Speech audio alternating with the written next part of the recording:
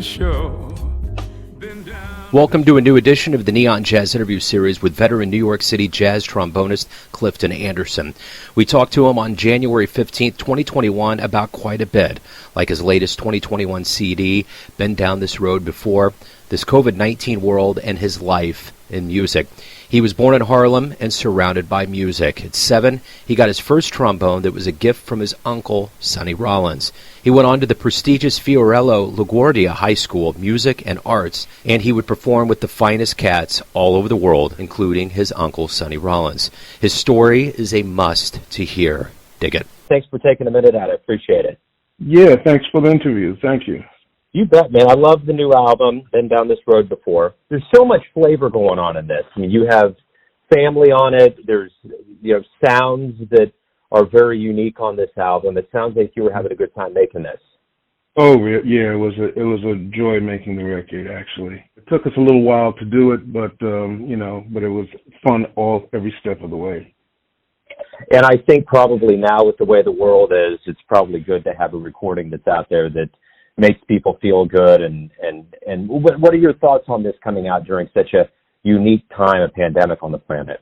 Some of the record actually is uplifting. It's always, all my music is always really meant to be uplifting. I try to make my music uplifting and to make people think about issues. So the pandemic came along kind of obviously after it was done, but the idea behind the record was to bring attention to ourselves as human beings, and to try to kind of elicit some kind of self-thought about who we are and what we're doing, and how we affect each other. Do you think that made your music deeper? Do you think it gave you more vigor? Oh yeah, I think any music that any musician makes needs to be substantial, has to have some type of something behind it to make it more powerful. That will by nature make the music more powerful. That's where I write from. I mean, I tend to write music about current events or situations and people that are affected by life, personally, relationships, things like that. I tend to write music based on those kind of things. So it's based on a lot of personal experiences that I have, and that have impacted me at a certain level. Well, and you hit the ground running. You're from Harlem. Your dad was a church organist, and you have a famous uncle. Was it a foregone conclusion that music was going to become your destiny? No, actually it wasn't. Although, my parents told me I had an affinity for music. They could tell because, they would watch Perry Mason, the old Perry Mason TV show. And when the music came on, you had that big theme music that for the Perry Mason show. And I was like 3 years old, they said, or something.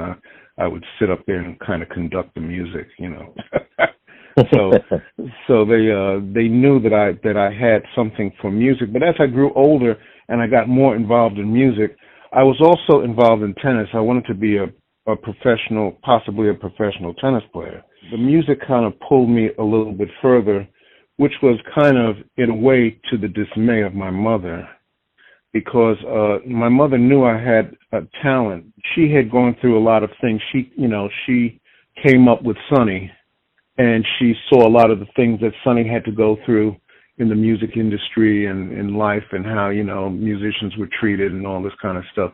So she wasn't really that keen on me becoming a jazz musician. She tried to actually kind of steer me in other directions. She did her best, Yeah. Yeah. So how did everything start out for you? What was the first gig like? What was it like starting out in the music industry? Oh, wow. Let's see. I played around New York. I started playing professionally maybe around 15 or 16 years old. And I was playing in bands. We had there were a lot of pop bands and R&B bands around at that time. They all had horn sections and things. So I started playing around in some of those bands around New York. And a lot of those groups, they had a lot of fine musicians actually in those bands. I didn't really delve into this music that I'm playing now, really this style of music until get really serious with it until I was a little older, until I was about maybe 17. And I gravitated towards pop music. I had, there was a lot of different types of music in the household. My parents had we had country western records, they had jazz records, they had my father was an organist, so there was a lot of organ music and church music, and that was played in the house as well. Popular singers of the time, So there was a lot of different types of music in the house.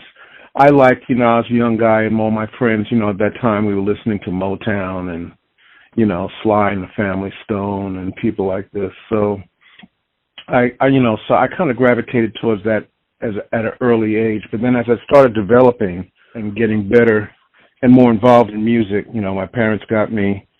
They suggested that I attend the High School of Music and Art, Fiorello, LaGuardia High School of Music and Art, which is a famous kind of music school, high school here in New York City.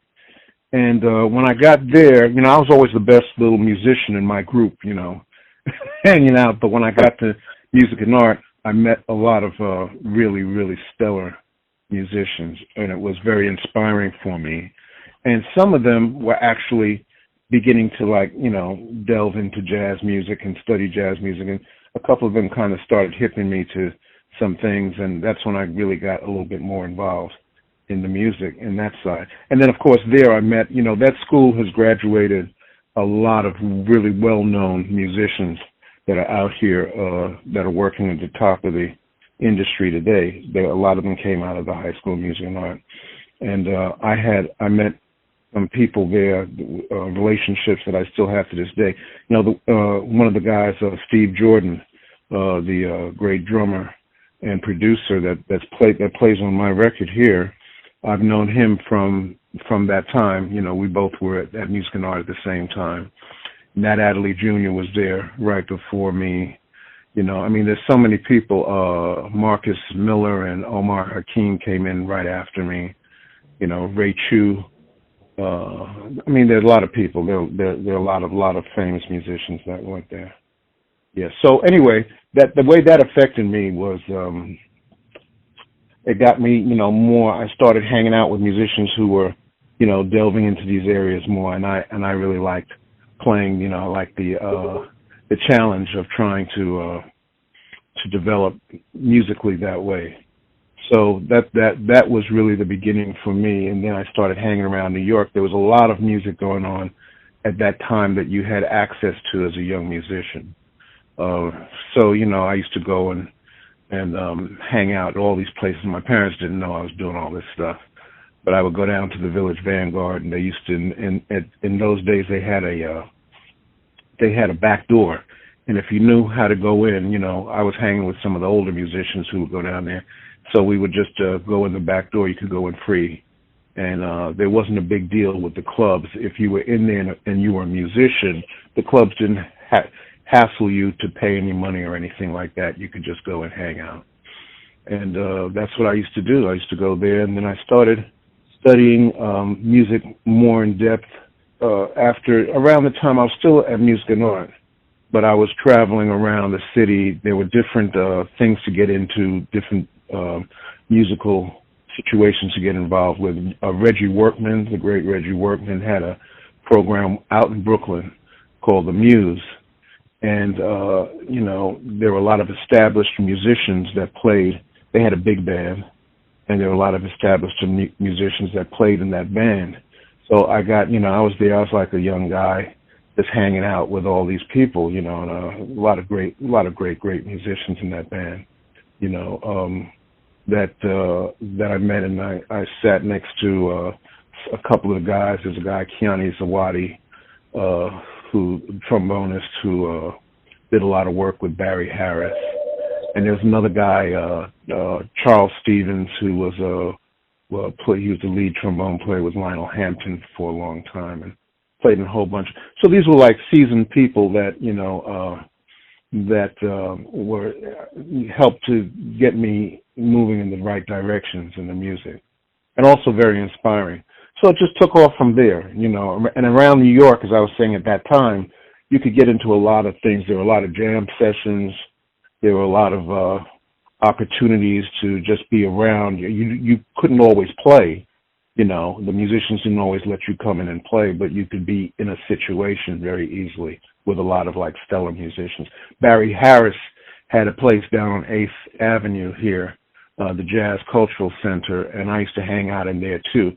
And I mean, everybody used to come through there. There used to be you would see any given day that you would go down there, or evening you go down there, you know, maybe Freddie Hubbard would be there, you know, Woody Shaw, you know, you'd see Clifford Jordan. In fact, I met Clifford Jordan. I started playing with him and his big band from meeting him there. You know, Harold Vick was there. George Coleman would come through. All these great people. Roland Alexander. You know, trumpet players. Tommy Turrentine was there. There was a guy that we used to call Notes. His name was Richard Williams, a great trumpet player. And trombone players. A lot of great trombone players would come through there as well. So, you know, and then he always had a great rhythm section. You know, everybody would hang out down there. So there's a lot of stuff going on in New York to get into, you know. You know, I was fortunate enough to have one conversation with Sonny Rollins, and just in that conversation, he was such a transformative figure, an amazing human being, and to have as much access on stage and as a mentor to him had to be huge for you. Well, yeah, it was. I ended up working with Sonny for almost, I don't know, it's about 28 years maybe.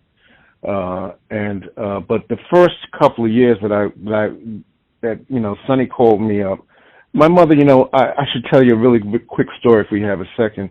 You know, sure. You know, my mother always told me, you know, well, you have a famous uncle, you know, who plays, you know, who's famous, you know, everybody knows, he's known all over the world and all this kind of stuff. As I started developing, and you know, I was at Music and Art, and I was starting to play and starting to get a couple things together.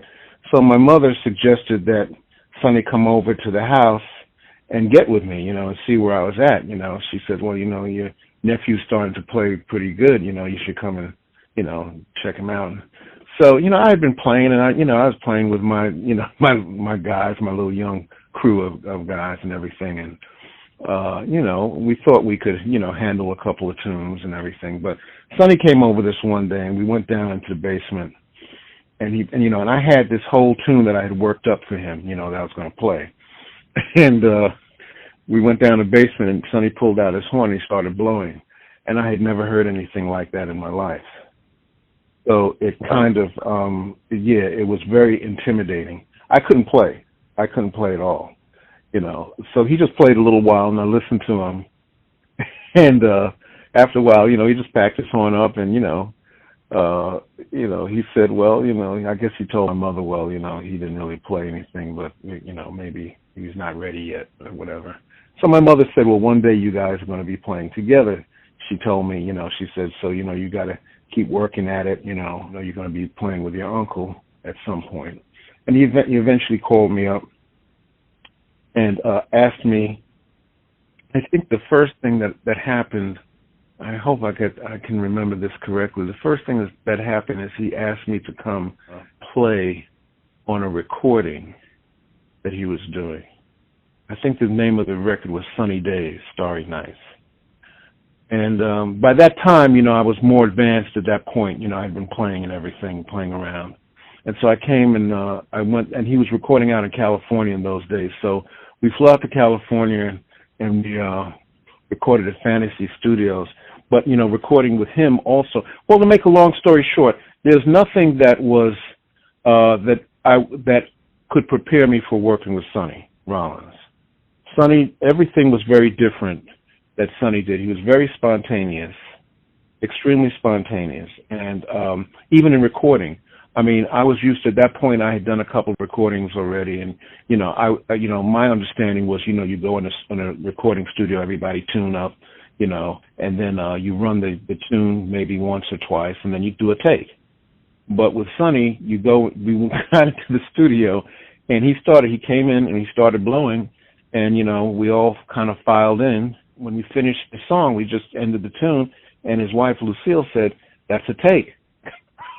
I said, "That's a take." So that was just that was indicative of my musical relationship with him. Everything was always spontaneous, and I mean, he would do things. It's like an old school of teaching the music, and I don't know if with Sonny, if it's even so much about teaching the music as just the way he learned how to do things, and that's what he did, But it was a real lesson for me every single night, because most of us in the band never knew what was going to happen. I remember one night that there used to be a club here in New York, the Bottom Line, a famous club here that we played, and Sonny said he sent me some music to go and learn. I wasn't on the gig originally, but he called me like on a Tuesday, and he said, "Look, Clifton, I want you to come down and play down at the club, this weekend." So I said, "Well, Sonny, what are you going to play?" And he said, "Well, I'm going to send you some music." Now, mind you, Sonny sending me some music was a unique thing. He would never send me any music. He'd always tell me like, well, just learn this tune, learn that tune, and just be ready. That was pretty much it. But this time he sent me four lead sheets. And so, I spent I didn't have that much time. It was Tuesday. I got the lead sheets on Wednesday. I had Wednesday and Thursday, and we hit on Friday and Saturday. So the whole Wednesday and Thursday, I spent learning this music, practicing really hard, learning. So I felt like, okay, I had the tune on my belt. I had these tunes on my belt. Okay, so we get to the Bottom Line, and the piano player, at that time, a gentleman named Mark Soskin, was in the dressing room. So I walked in, I got there a little early. So Mark said to me, he says, "Oh man, you're making the gig." So I said, "Yeah." So I said, "Did Sonny send you that music?" So he said, "Yeah." So he said, "He sent you some music." So I said, "Yeah, here are these 4 charts he sent me." So Mark says to me, "He sent you 4 charts?" I said, "Yeah."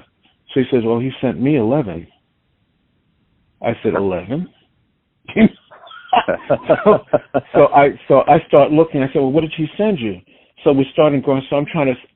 There's no time for me to get this rest of his music together. The place is packed. Of course, the people are waiting around the corner for an hour just to get in, and everything, and everybody's going crazy. We come up on the bandstand, and we used to have like a running joke in the band because the audience was always, you would see the faces in the audience, and everybody seemed as if they were they were looking at us like, "Oh, we really got it together."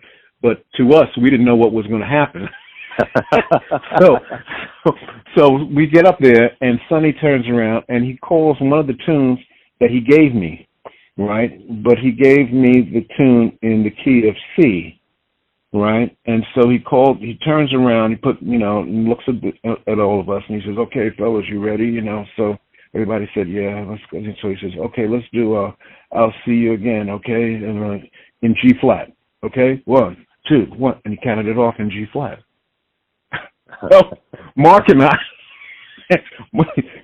Bob Cranshaw could follow. Bob was used to him for so many years of playing with him, So Bob Cranshaw could go anywhere that Sonny wanted to go. He could go with him easily. But Mark and I were scuffling, trying to figure out what key.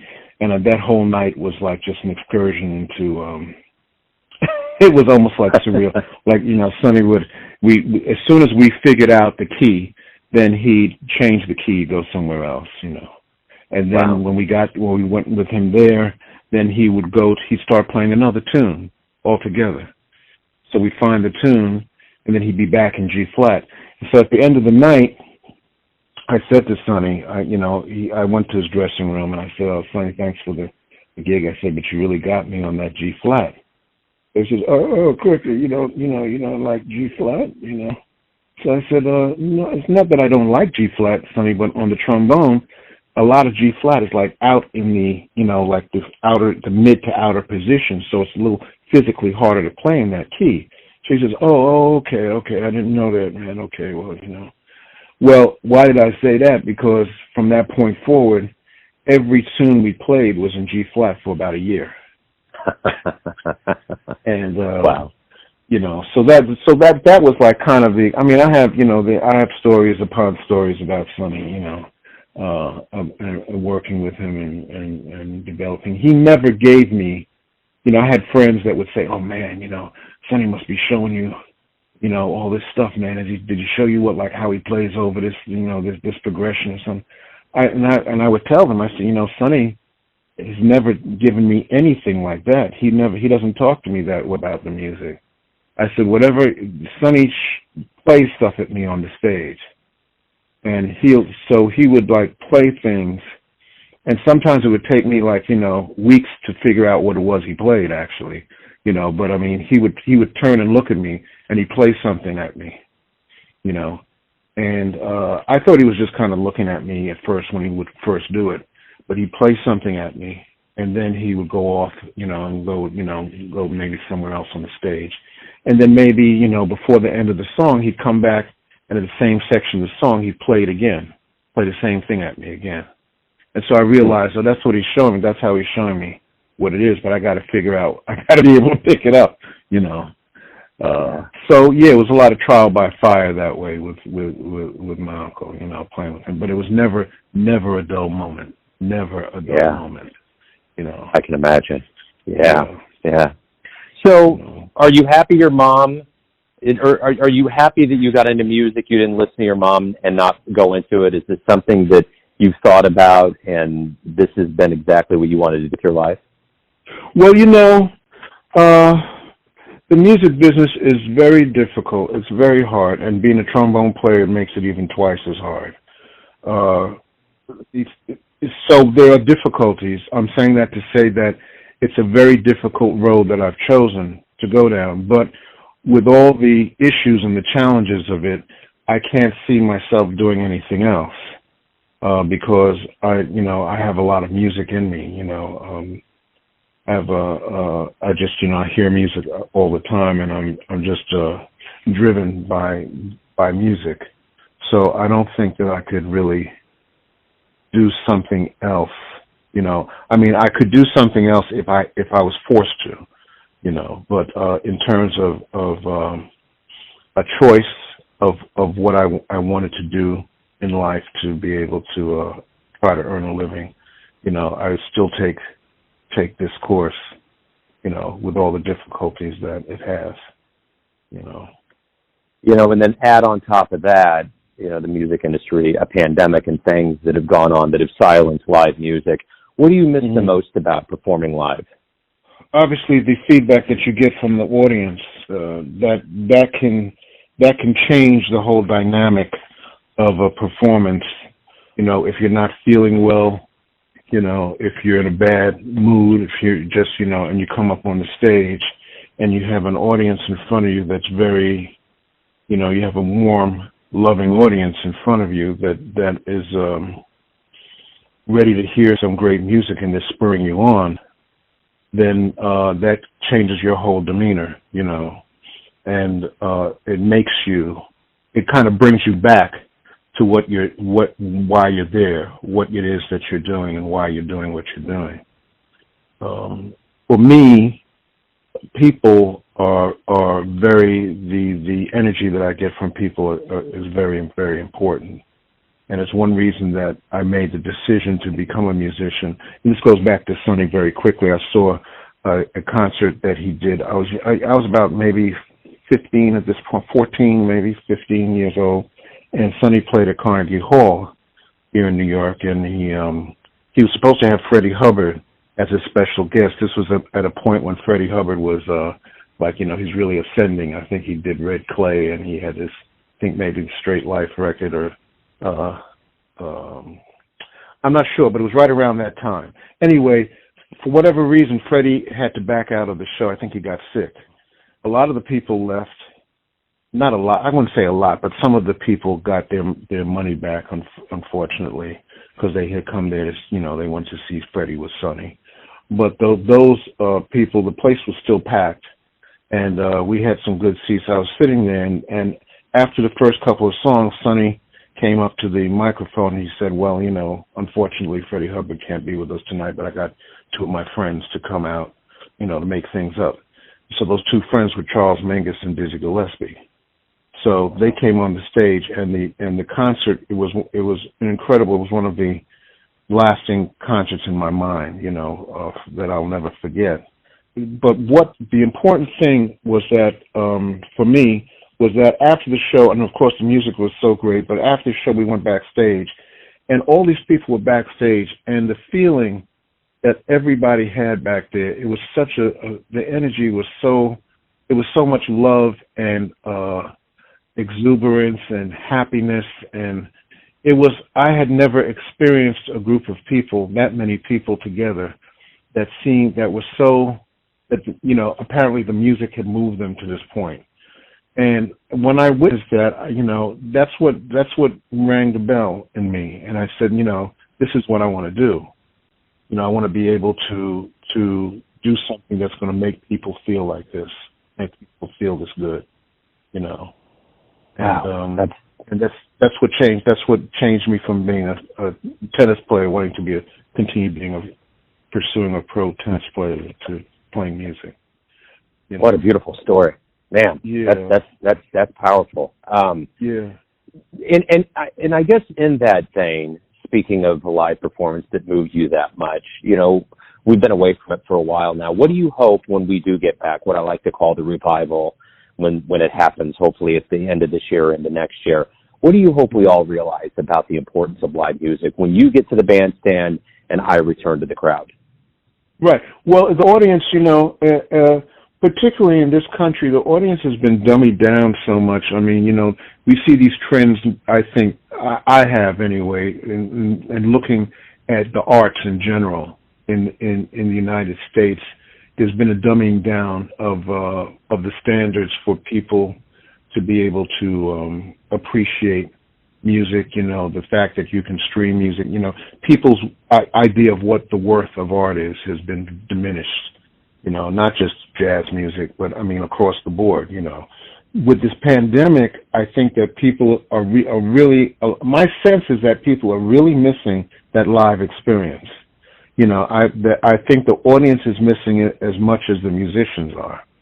And my hope is that, you know, when we come out of this and we start performing live again, that everyone will be more appreciative of live music. You know, I was told, you know, when I started recording, I thought that, you know, in those days, I'm saying those days, this was like in the 70s, late 70s, people like to go out and listen to music all the time. I mean, it was like, you know, and I think there was a different appreciation for music at that time. I was told, you know, when I first started recording, that first record that I made with Sonny, you know, I was very excited about recording with him, you know, because my whole idea was I used to have these albums, and I would look at the albums, and I'd look at the musicians who play on the albums, and there was only a select group of musicians that were recording in those days, you know. I mean, this was like, I guess presumably the cream of the cream would be able to record. So you know, to be able to get on a record with Sonny was a big deal to me. But he said to me, no, Clifton, you know, recording is just something that we have to do for the industry. He said it's good to be able to document yourself to see where you're at, but he said about music, it's really the bandstand. The bandstand is where it's at. Live music is where it's at. And he told me never forget that, you know. And I haven't actually, but I've learned to understand exactly why that is, you know. That's really where it's at, you know. So I hope that I'm hoping that the public, you know, the public. I know musicians are craving to play all the time. we can't help it. We just, you know, we want to play. You know. I'm on Facebook. I see everybody posting stuff of them playing. You know, even if they're just sitting in their room just playing, they're posting that because they want to perform. They want to be able to play and have people appreciate what they're doing. So that's kind of in our nature. We have those kind of cravings. But I think the audience will also, I'm just hoping that the audience will see now the real worth of live music. when we come Yeah. back to it. And, we'll see. I hope that's what happens. So everyone has a perception of you, your family, your friends, your fans, but you're the one that's living your life. Who do you think you are? Who do I think I am? Wow, that's a very interesting question.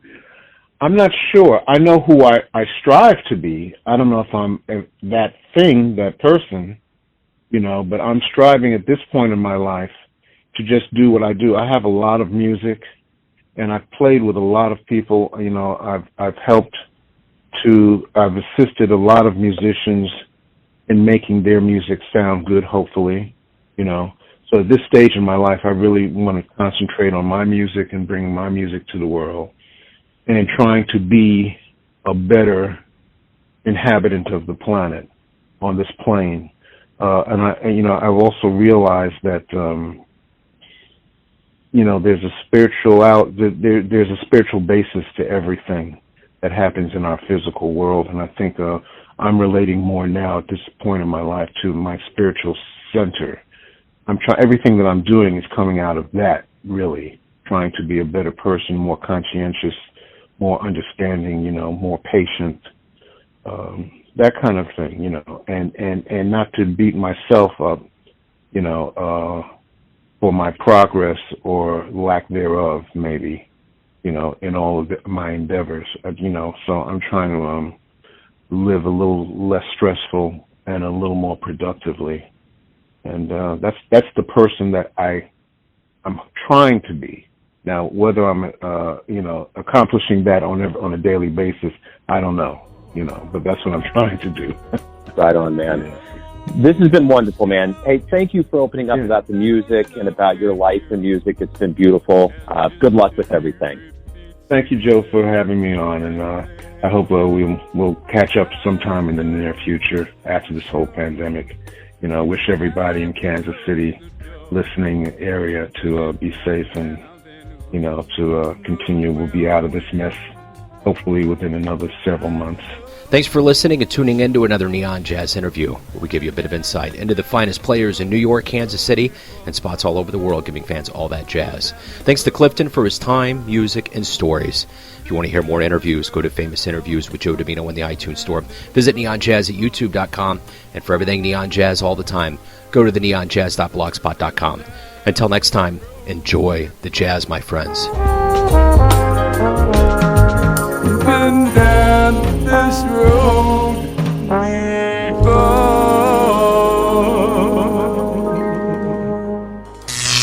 Neon Jazz.